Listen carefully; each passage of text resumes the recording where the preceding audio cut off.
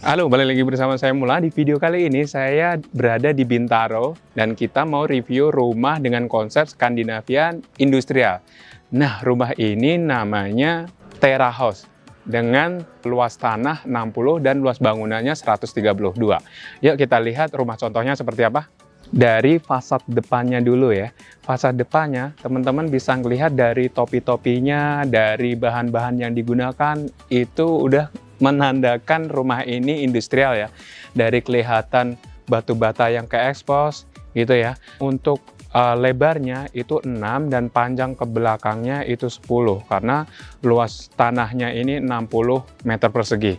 Dan di sini itu muat untuk satu mobil untuk carportnya, dan samping kirinya ada sedikit taman dan ada batu-batu kali di sebelahnya, dan di sampingnya ini itu untuk service area tapi ketutup dengan ornamen roster seperti ini.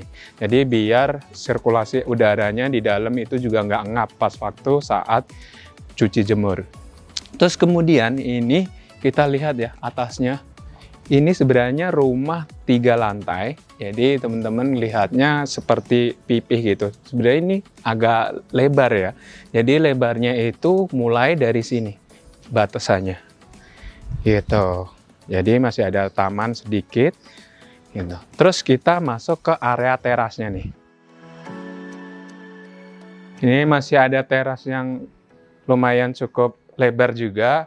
Dan sampingnya ini ada kaca yang lebar-lebar, jadi ada 2 kaca yang lebar seperti ini untuk pencahayaan nanti yang ada di dalam. Nah, kerennya ini untuk pintunya itu nggak arahnya ke depan sana ya, tapi arahnya ke samping, tujuannya untuk privasi yang ada di dalam. Jadi kalau ada kegiatan yang di dalam itu nggak terlihat langsung ke jalan gitu. Langsung aja kita masuk ke dalam.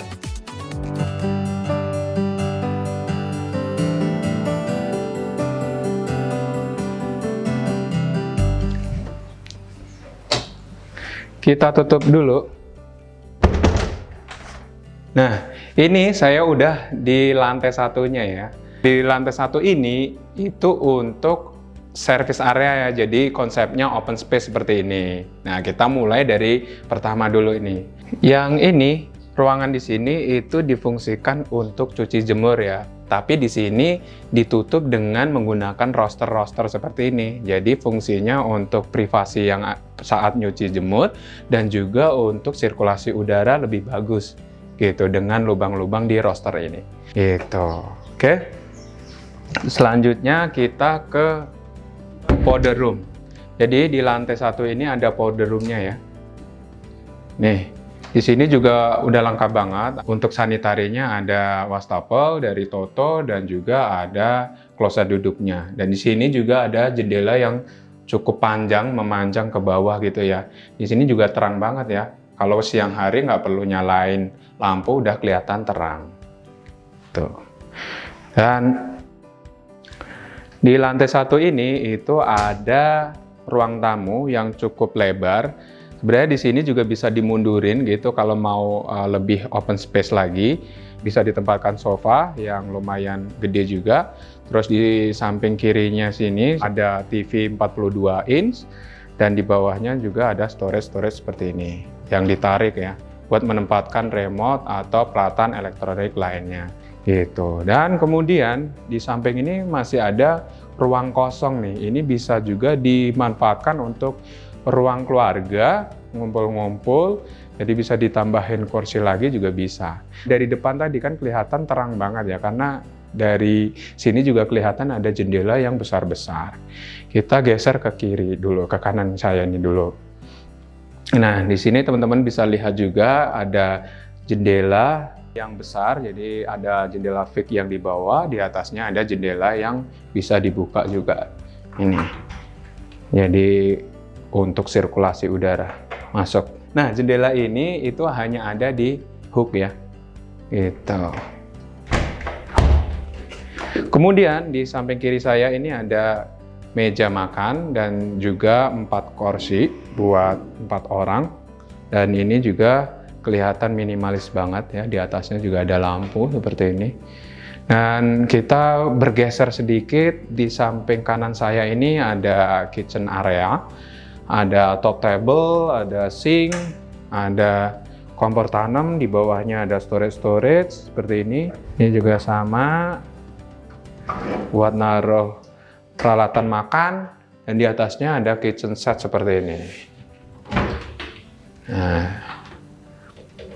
samping kirinya bisa buat menempatkan kulkas seperti ini. Ini buat inspirasi teman-teman kalau misalkan beli di sini itu kitchen setnya ini belum dapat, tapi bisa juga beli dengan full furnish-nya ya. Dan di sini itu ada jendela yang panjang ke bawah gitu. Mungkin teman-teman lihatnya seperti pintu ya, padahal ini jendela gitu, untuk membuang uap panas yang ada di kitchen area sini kalau misalkan lagi masak ya gitu. Nah, kemudian kita geser sedikit ke sisa tanah yang ada di lantai 1 ini. Pintunya lewat samping sini. Nah, untuk void ini bisa dijadikan mini garden atau vertical garden. Oke. Dan ini juga di lantai 1 itu banyak kaca ya. Itu bagusnya biar ruangannya itu lebih terang ya. Oke, kemudian kita naik ke lantai 2-nya. Nah, ini saya udah sampai ke lantai 2-nya. Kita di area selasarnya, dan tadi kan saya menyebutkan industrial ya, ini salah satu konsep industrialnya kelihatan dari sini nih. Gitu. Dan sebelum kita masuk ke kamar itu ada satu buah balkon untuk di lantai 2-nya ya. Ini juga bisa dibuka dari sini. Nah, ini cukup kalau misalkan mau buat ngirup udara segar atau buat melihat kondisi di luar juga bisa di sini. Oke, jadi rumah ini itu ada 3 kamar tidur, 1 kamar di lantai 2 dan 2 kamar di lantai 3-nya ya. Kita mulai dari kamar tidur lantai 2-nya. Dan ini itu kamar utamanya ya, sebagai kamar utamanya. Jadi kelihatan luas gitu. Nah, teman-teman bisa lihat di sini itu ada tempat tidur yang lumayan besar dan kanan kirinya juga masih ada space nih. Gitu. Ada meja buat menempatin buku atau buat ngecas handphone juga bisa. Terus di sini juga ada lemari yang cukup besar. Terus ada di atasnya juga buat menempatkan barang-barang yang mungkin bisa dijangkau. Dan di sini juga lemarinya cukup gede juga. Terus di sampingnya ini itu bisa buat meja kerja atau juga buat meja rias ya. Gitu. Terus di sampingnya pas itu ada kamar mandi, karena kamar utama ini itu ada kamar mandinya gitu. Nah, kamar mandinya di sini itu luas banget loh teman-teman. Jadi bisa juga ditempatkan bathtub di sebelah sananya. Gitu. Dan di sini juga lengkap banget. Untuk sanitarinya itu ada shower, ada kloset duduk, dan juga untuk wastafelnya juga ada gitu. Di bawahnya ada storage seperti ini buat menempatkan peralatan mandi, dan juga ada exhaust fan-nya gitu. Nah, itu untuk pencahayaannya selain lampu juga di sini ada kaca yang buram gitu memanjang dari atas sampai ke lantai. Untuk sekelilingnya ini udah dipakein dinding keramik ya, jadi biar lebih awet, itu nggak cepat berjamur untuk temboknya. Untuk yang area basahnya sebelah kiri saya ini. Di kamar utama ini ada balkonnya. Memang balkonnya di belakang ya. Kita lihat ya balkonnya.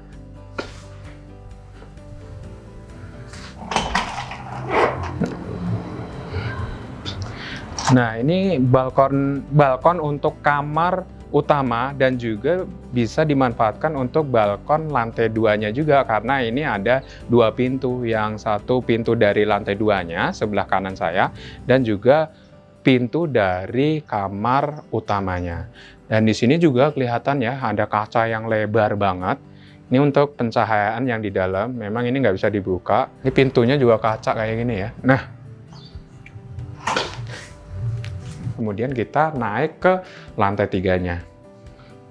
Nah, kalau teman-teman lihat, biasanya di selasar itu kan ada tembok gitu ya. Nah, ini itu kaca, mayoritas kaca. Jadi di sebelah sana juga kaca, di sebelah sini juga kaca. Gitu. Kacanya juga full dari atap sampai ke lantai. Jadi di lantai 2-nya ini kelihatan terang banget. Sebenarnya kalau pas siang itu nggak perlu nyalain lampu, udah kelihatan terang banget gitu. Dan kita naik ke lantai 3-nya. Yuk. Nah, sekarang saya udah di lantai 3-nya. Jadi di lantai 3-nya juga kurang lebih sama dengan lantai 2-nya. Ini ada kaca yang besar dan juga ada jendela yang bisa dibuka seperti ini. Itu. Dan juga masih ada selasar yang cukup gede.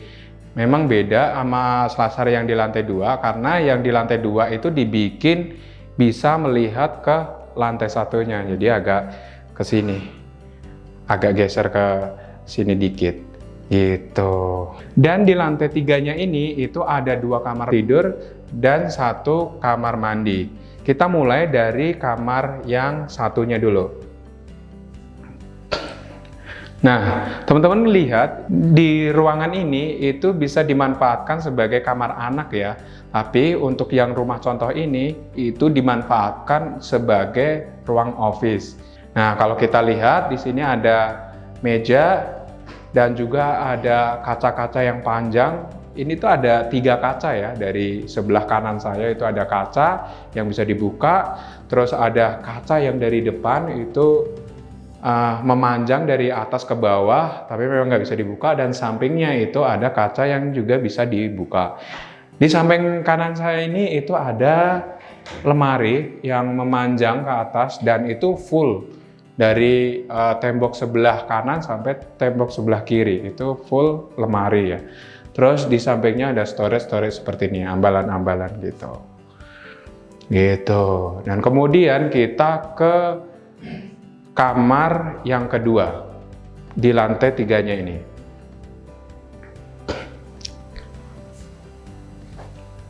Oke. Nah, ini kamar 2-nya di lantai 3. Kalau teman-teman lihat, ini juga sama ya luasnya. Ini ditempatkan tempat tidur, terus juga ada kaca-kaca atau jendela yang besar-besar dari bawah sampai ke atas. Untuk yang di bawahnya ini untuk keamanan yang nggak bisa dibuka, dan yang di atasnya ini bisa dibuka untuk sirkulasi udara. Dan ini juga ada meja. Nah, ini untuk memanfaatkan ruangan itu lemarinya nempel dengan tembok ya. Jadi yang sebelah kiri ini untuk lemari kamar sebelah sini, untuk yang sebelah sini, sebelah kiri ini untuk kamar sebelah satunya lagi. Gitu. Jadi ini benar-benar memanfaatkan ruangan dengan baik. Gitu. Dan sebelah kanan saya ada jendela yang besar juga. Itu pun juga bisa dibuka ya. Gitu.